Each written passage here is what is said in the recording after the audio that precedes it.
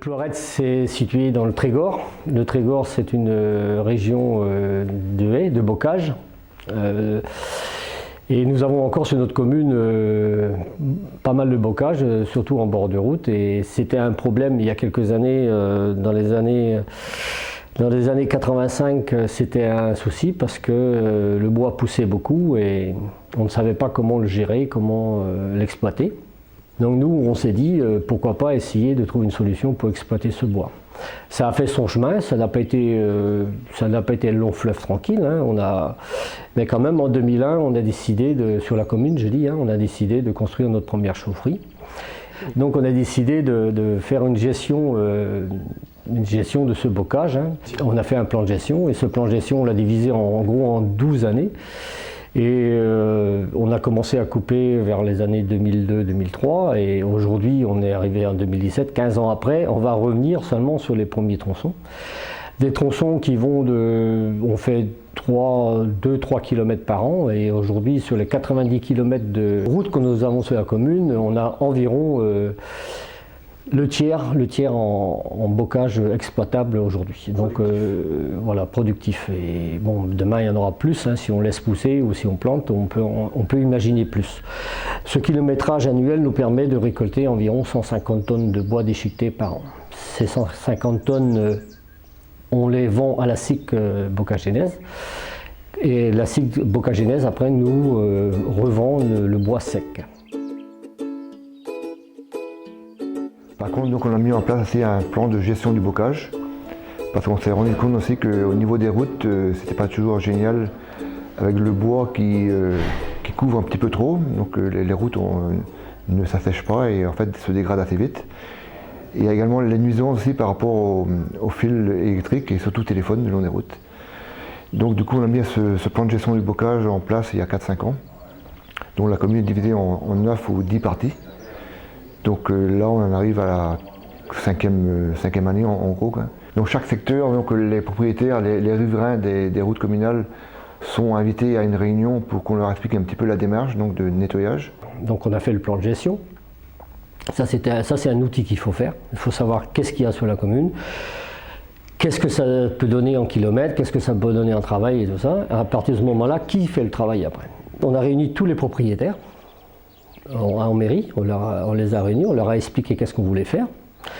Et ils avaient le choix. Soit on fermait la route, c'est-à-dire pendant la journée, on fermait la route pour pas qu'il y ait d'accidents, pour pas ces choses-là. Et le propriétaire coupait lui-même, ou bien c'était la commune et les employés de la commune qui faisaient le travail. Et résultat des courses, la première année, il n'y a quasiment eu personne à vouloir faire tout seul.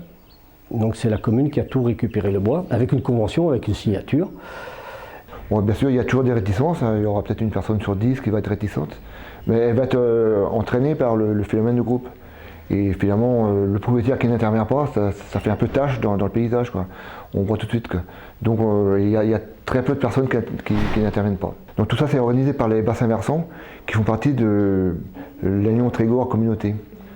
Donc eux se chargent de l'organisation de toutes ces réunions et de tous ces chantiers. Donc la commune également met un employé communal à disposition pour pousser les branches éventuellement. Et aussi le travail qui est plus dangereux, c'est-à-dire le travail en hauteur. Donc la commune aussi va fournir une nacelle pendant une journée ou deux pour couper les branches en hauteur. Le bois au bord des routes, ça représente environ 25 à 30% de la ressource entière. Un kilomètre de route, c'est quasiment l'équivalent d'1 hectare de bois. Donc c'est quand même assez impressionnant. Donc sur une commune comme l'Envalec, on a 40 km de route goudronnée, donc ça fait quand même une bonne surface boisée. Donc je suis responsable du service technique avec un effectif de 11 personnes, voilà, dans tous les domaines espace vert, bâtiments et voirie.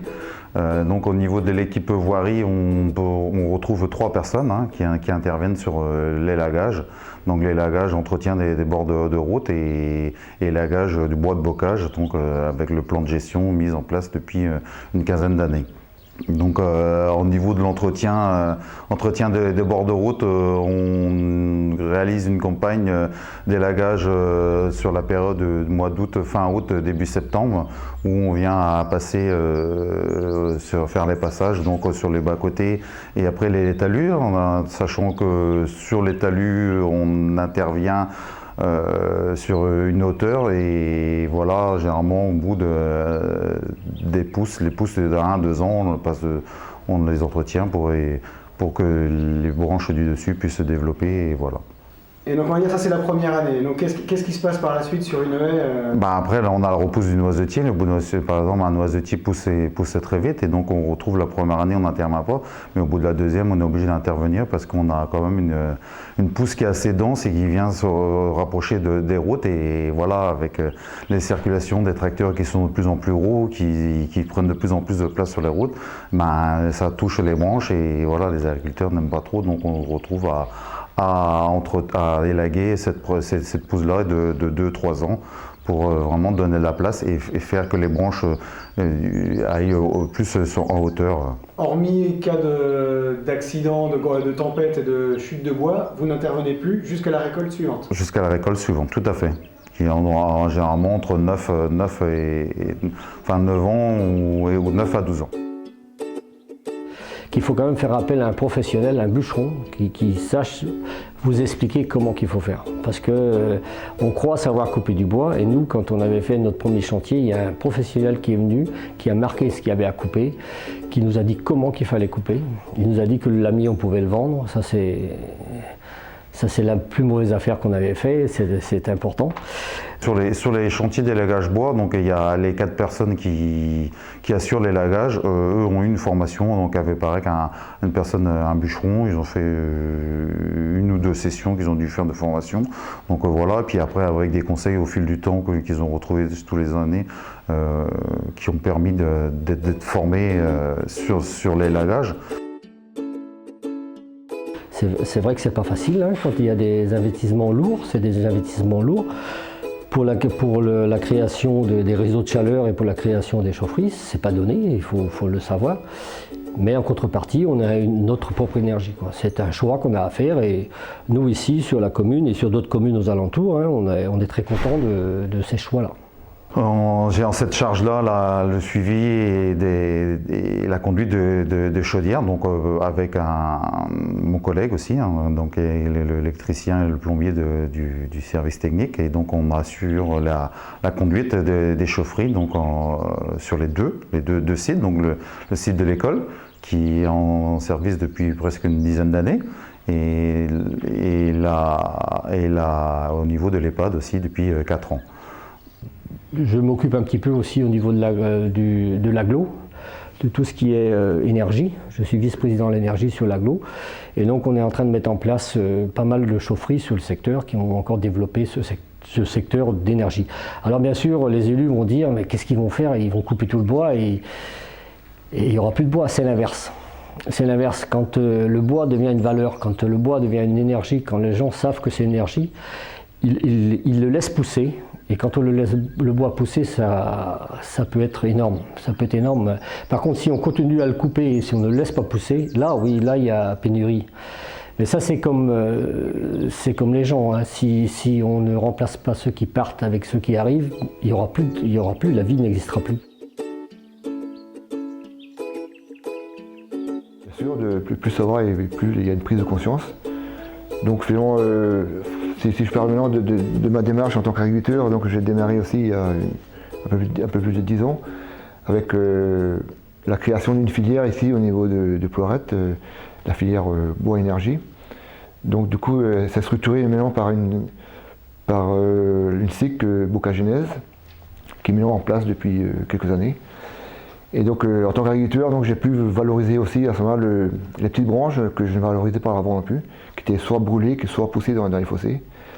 Et donc ça a permis vraiment de prendre conscience du potentiel qu'on avait sur notre ferme. Et de toute façon, fallait absolument qu'on trouve aussi une démarche pour l'entretenir. Mais l'entretenir aussi, pas seulement pour qu'on puisse faire des cultures dans les parcelles, mais finalement le bois est devenu une production à part entière. Et c'est une activité qui pèse maintenant aussi dans mon bilan en fin d'année. Donc du coup, en gros, j'ai un potentiel de 80 tonnes à 100 tonnes de bois plaquettes par an. À côté de ça, en famille ou entre amis, il y a aussi du bois bûche qui se fait, donc qui est l'équivalent de 30-40 cordes par an. Et également un petit peu de bois d'œuvre, parce que là je viens de rénover donc, une maison que j'habite depuis 2 ans, et on l'a fait entièrement avec du bois local. C'est-à-dire qu'on a coupé les arbres, on a fait notre plancher, le lambris en haut, les poutres, etc. On a fait tout ça avec le bois des terres, donc pour boucler la boucle. Le bocage a un rôle essentiel dans tout ce qui est la biodiversité, dans tout ce qui est aussi la protection de nos... Ici, on a quand même un souci avec le bassin versant de l'Allieu de Grève qui a quand même des soucis d'algues vertes, pas mal. Donc on sait que la qualité de l'eau est améliorée quand il y a des haies, quand il y a des choses comme ça. Donc ça, mais ça j'ai pas besoin de vous le dire, ça vous le savez. Donc ça c'est quand même important. Ici, il y a un travail qui est fait et en face, il y a une énergie, il y a des choses qu'on apporte et une qualité au niveau, j'ai parlé de la biodiversité, j'ai pas parlé un petit peu non plus de la beauté des paysages. Les gens aiment bien se promener quand il y a des routes avec du bois, quand il y a un pays bocagé, c'est joli, tout le monde le dit. Mais pour moi, ce sera ma conclusion, pour moi l'arbre c'est la vie, il faut la laisser venir et la laisser partir, c'est-à-dire qu'il faut laisser les petits arbres pousser et puis il faut laisser les vieux partir, c'est-à-dire les couper, les exploiter.